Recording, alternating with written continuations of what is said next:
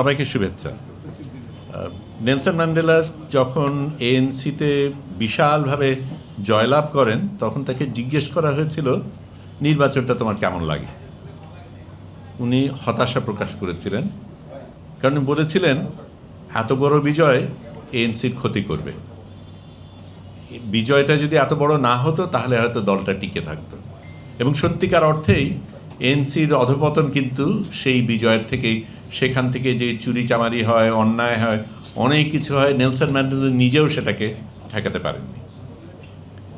নরওয়েতে যখন তারা তেল খুঁজে পায় তখন তারা একটা অসাধারণ সিদ্ধান্ত নেয় যে নরওয়েজিয়ান সরকার, সংসদকে এই টাকা খরচ করার দায়িত্ব দেওয়া যাবে না। শুধু সেই সরকার না, পরবর্তী সরকারকেও সেই দায়িত্ব দেওয়া যাবে না। এটা সংরক্ষিত থাকবে ভবিষ্যৎ প্রজন্মের জন্য। এবং সেই টাকা জমা পড়েছে বলে বাড়তে বাড়তে এখন $2.2 ট্রিলিয়ন হয়ে গেছে 2025-এর শেষে। এখন যদি নরওয়ে তেল নাও পায়, তেল থেকে যেই টাকা পায় তার চাইতেও সেই টাকাটা যেভাবে তারা ইনভেস্ট করেছে সেটার কারণে নরওয়ের আয় তার চাইতেও বেশি হবে। কারণ যাদের এর উপর ক্ষমতা আছে, ওই যে একটু আগে বলা হয়েছিল বিড়ালকে দায়িত্ব দেওয়া বা শিয়ালকে দায়িত্ব দেওয়ার মতন, শিয়ালকে মুরগি দেখার দায়িত্ব দেওয়া হয়নি। এই জিনিসগুলির কারণে একটা পরিবর্তন হয়। গুম নিয়ে কথা বলা হচ্ছে। আমার ফুফাতো বোন, টুনিবু বলে ডাকি, ওনার বর শামসুজ্জামান চট্টগ্রামের পোর্ট ট্রাস্টের চিফ ইঞ্জিনিয়ার ছিলেন। 25শে মার্চে তাকে পাকিস্তান আর্মি অপহরণ করে। অনেক বছর হয়ে গেছে, এখনও কেউ যদি পাকিস্তানে যায়, টুনিবু তার কাছে গিয়ে বলেন একটু খোঁজ করো তো, যদি কোথাও থাকে, যদি কোনোভাবে পাওয়া যায়। তার জন্য তার স্বামী মারা গেছে গ্রহণ করা এতই কঠিন যে এত বছর পরেও কিন্তু সে ওই আকুতিটা করছে। এবং গুম জিনিসটা ততটাই ভয়াবহ। আমাকে যখন ধরা হয়, তারপরে আপনাদের কারণে এবং সারা পৃথিবীতে যে সাড়া পড়েছিল সেটার কারণে আমাকে গুম করতে পারেনি। কিন্তু আদালতে জজ নিজেই বলেছিলেন আপনারা তো ভাগ্যবান, উনি গুম হননি। এবং যেখানে এই জিনিস চলছে সেখানে এই গুমটাকে বন্ধ করা কতটা গুরুত্বপূর্ণ সেটা আমাদের বোঝা দরকার, বলা দরকার। তবে যেই কথাগুলি একটু আগে বললেন আইনজীবীরা, যেই কথাগুলি বললেন সেটার ভিত্তিতে আমি নিজে কিন্তু গতকালকে মাননীয় আইনমন্ত্রীকে বলেছিলাম যে দাওয়াত দেওয়ার জন্য, আজকে এটা হচ্ছে, যদি আসতে পারেন। উনি অপারগতা জানিয়েছেন, কারণ এখন সংসদের খুব কঠিন অবস্থা, 12 তারিখের আগে অনেকগুলি কাজ আছে, আসতে পারবেন না। কিন্তু উনি আমাকে লিখিত কিছু উত্তর দিলেন যে কেন তারা এটা ভাবছেন। আজকে সকালে ফোনও করলেন এবং আমি তখন এই প্রশ্নটাই করলাম যে আপনারা তাহলে এটাকে আপাতত মেনে নিয়ে তারপরে সংশোধন করেন না কেন? উনি আমাকে সুন্দরভাবে অনেকগুলি জিনিস বোঝালেন, এটা করলে এই হবে, এই জিনিস হলে তারপরে 6 মাস তারা সময় পায়, তারপরে আরও 1 মাস বাড়াতে পারে, তারপরে 1 মাস বাড়াতে পারে। এগুলি করতে করতে 1 বছর চলে যাবে, সত্যিকার অর্থে কোনো কিছু হবে না। আমরা আরও শক্তিশালী আইন আনতে চাই বলেই এটা করতে চাই। শুনে খুব ভালো লাগলো। আমি আইনজীবী না, কিন্তু যেই প্রশ্নটা করা হলো সেটার উত্তর কিন্তু আমি পাইনি যে এটাকে গ্রহণ করে তারপরে আরও সংশোধন করাতে দোষ কী ছিল। কিন্তু তার চাইতেও আরও বড় আমার কাছে মনে হয়, আমি তাকে বিশেষ করে বলছি না, উনি বলেছেন আমরা আরও ভালো আইন, আরও শক্তিশালী আইন। নিজেই বললেন যে যেখানে সালাউদ্দিন আহমেদ সাহেব নিজে এরকমভাবে গুম হয়েছিলেন, তিনি কি করে ভাবেন, তিনি তো অবশ্যই এটাকে আরও ভালো করতে চাইবেন। শুনে খুবই ভালো লাগে। বাস্তবতা হচ্ছে রাজনীতিবিদরা যা বলে আর যা করে তার মধ্যে সাধারণত ফাঁক থাকে। এটা আমরা সকলেই জানি। এবং ফাঁক থাকে বলেই আমরা এই জিনিসটাকে ভিন্নভাবে দেখি, ভিন্ন দিকে নিতে চাই, নিয়ন্ত্রণটা রাখতে চাই।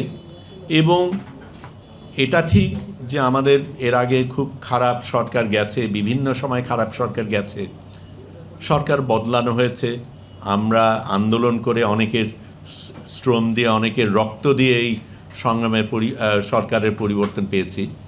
কিন্তু যদি গদি একই থাকে এবং একজন আরেকজন ওই গদির জায়গায় আরেকজন বসে, তাতে খুব বেশি পার্থক্য হয় আমি মনে করি না। এবং আমি সত্যিই মনে করি যে কোনো রকমের নিয়ন্ত্রণ যদি না থাকে, তাহলে ফেরেশতা ওখানে বসলে সেও অনিয়ম করবে। অনিয়ম করার সুযোগ যদি থাকে এবং আমি যদি জানি যে আমাকে নিয়ন্ত্রণ করার কোনো ব্যবস্থা নেই, তাহলে আমি কী করব সেটা পরিষ্কার। আমরা পুলিশ রাখি কেন? আমরা নিয়ন্ত্রণের ব্যবস্থা রাখি কেন? কারণ লোকে না থাকলে অন্যায় করে, নাহলে তো পুলিশ থাকারই প্রয়োজন ছিল না। আমরা তো সকলেই জানি কোনটা ভালো কোনটা খারাপ, এবং সেই অনুযায়ী যদি আমাদের চলার কথা, আমাদের ধর্ম আমাদের শেখায়, আমাদের ছোটোবেলার থেকে আমাদের বলা হয় ভালো হয়ে চলো, সেটাই যদি যথেষ্ট হতো তাহলে তো এইসব লাগতো না। এগুলি লাগে এই কারণেই যে নিয়ন্ত্রণ যদি না থাকে তাহলে আমরা সেটার অপব্যবহার করি, এবং সরকারের ক্ষেত্রেও সেটা সত্য, সকল ক্ষেত্রেই সেটা সত্য। এবং সেই জায়গার থেকে আমাদের এই কথাগুলি বলা হচ্ছে। আয়নাঘর কতটা ভয়াবহ আপনারা কজন দেখেছেন জানি না, আমি কিন্তু নিজে গিয়েছি কাজ করার জন্য। আমি ক্রসফায়ারের উপর প্রদর্শনী করেছিলাম। ক্রসফায়ারের প্রদর্শনীটা যখন করি, তার আগের কথা বলি, বিএনপি কিন্তু র্যাবকে এনেছিল, এবং প্রথম নামটা কিন্তু খুব ইন্টারেস্টিং ছিল, র্যাপিড অ্যাকশন টিম, র্যাট। হ্যাঁ, তো ঠিক আছে, তখন ছিল র্যাট। তো বিএনপি ওটা করার পরে বিএনপি, আওয়ামী লীগ তখন আপত্তি জানায়, বদলাবে বলে। আওয়ামী লীগ যখন আসে তখন থেকে আরে বেশ ভালোই তো, এটা খামার নড়ায় লাভটা কি, তারা রাখলো। এবং 2009 সাহেরা খাতুন নিজে বললেন এদেশে কোনো কালে ক্রসফায়ার হয়নি, ক্রসফায়ার কোনো জিনিসই নেই, গুমও নেই, এক সময় হয়তো বলবেন। তো যাই হোক, তখন বিএনপি আবার আপত্তি জানায়, প্রতিবাদ করে, অভ্যুত্থান হয়নি। তো যাই হোক, তো তারপরে আবার যখন বদলালো তখন জিনিসগুলি বদলে গেল, এবং কি হয়ে গেল, ইন্দুর এক জায়গায় অজগর হয়ে গেল। এবং ইন্দুর যখন অজগর হয়ে যাচ্ছে, তখন 2009-এর কথা বলছি, তখন ওটা দেখে আমি 2010-এ ক্রসফায়ার প্রদর্শনী করলাম। ক্রসফায়ার প্রদর্শনীর সময় শুরু থেকে প্রচুর আমার কাছে ফোন আসা শুরু করলে, এটা কি করে বন্ধ করতে হবে। যখন আমি রাজি হইনি, তখন পুলিশধারী, বন্দুকধারী পুলিশরা সব আমাদের পুরো অফিস ঘিরে ফেলল।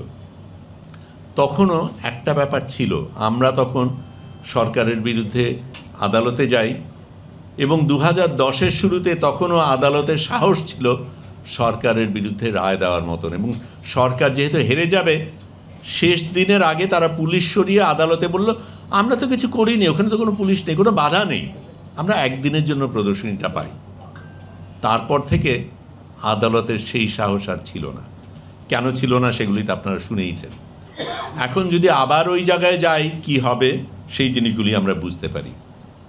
আমি কিন্তু বেরিয়ে তারপর থেকে আমি কথা বলে যাচ্ছি, কিন্তু যেই জিনিসটা হয়েছে সরকার পতনের পরে, আমি প্রথমে আয়নাঘরগুলি দেখতে যাই, এবং এক সময় মাইকেল চাকমাকে নিয়ে কোথায় কি হয়েছিল সে তো স্মৃতির থেকে মনে করতে চেষ্টা করছে, বিভিন্ন জায়গায় খুঁজে আমরা জানতে চেষ্টা করেছি আয়নাঘর কেমন কি হয়।